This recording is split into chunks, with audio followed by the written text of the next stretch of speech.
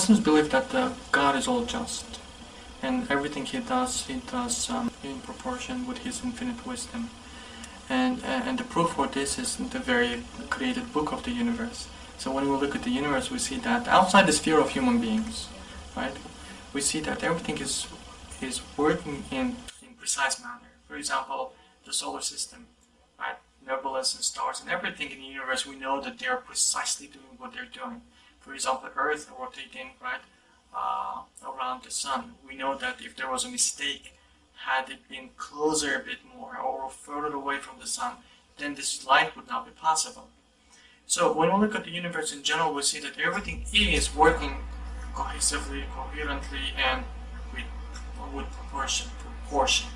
So if we define justice, right, a balance, then the universe is actually proof for that. Everywhere outside the human sphere is a balance, right? So that really proves that God must be all just. When it comes to human life, we see that this very justice is not applied. For example, oppressors are dying without getting their due, or oppressed people do not really get their dues as well. So this also, but then people sometimes question, well, if God is all just, then how all of this injustice happening in the world? So it is postponed. It means it's not really, the justice is not really provided, not given here. That means there will be another realm in which justice will be established.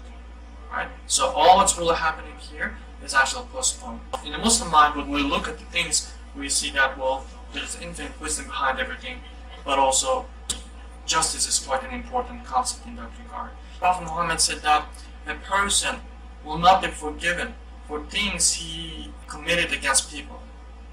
For example, if he neglected his prayers, right, that will be relation between him and God, then God can forgive him. But when it is related to human, to creation, then there is another level of justice needs to be fulfilled. So unless that person forgives him, right, God will not forgive him. Let's say I borrowed money from you and I don't really return to you. So in next life, I owe that money to you, and I'm not going to go to paradise unless we get the due. So I pay back to you with my, for example, with my rewards.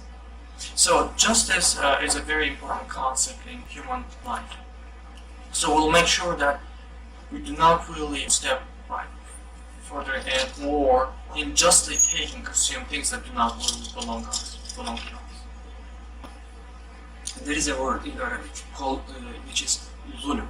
This word is translated, the closest translation word to word for this word is wrongdoing. Injustice is also under this word. But Allah is al-adl, so He is the all just. He does not do injustice, He does not wrong do, but people do it themselves. In a very broad definition of what zulm is, okay, that wrongdoing is, to make the disposition of something, to use something in a way that it is not given for, in a way that it's not meant to be. For example, if I use my hand as a hammer on a nail, okay, I'm a wrongdoer. I'm doing something wrong. I'm harming myself. I cannot use my hand as a hammer because it's gonna, Like for example, I'm renting, let's say, a house. Okay, I'm not owner of the house, but without the permission of the landlord, if I make a slightly modification in the house, okay, this is a wrongdoing. I had to take the permission of the landlord. All right. Otherwise, I am doing something wrong. Why? Because the house doesn't belong to me. Now the question is, what doesn't belong to God? Everything belongs to God. So then that means wrongdoing is not applicable for God, the Almighty. He is the owner of everything, and He does however He likes, however He wills. And whatever He does, our job is, if we are going through a hardship, our job is to ask for patience, to be, to have perseverance, and of course, seek refuge again to Him.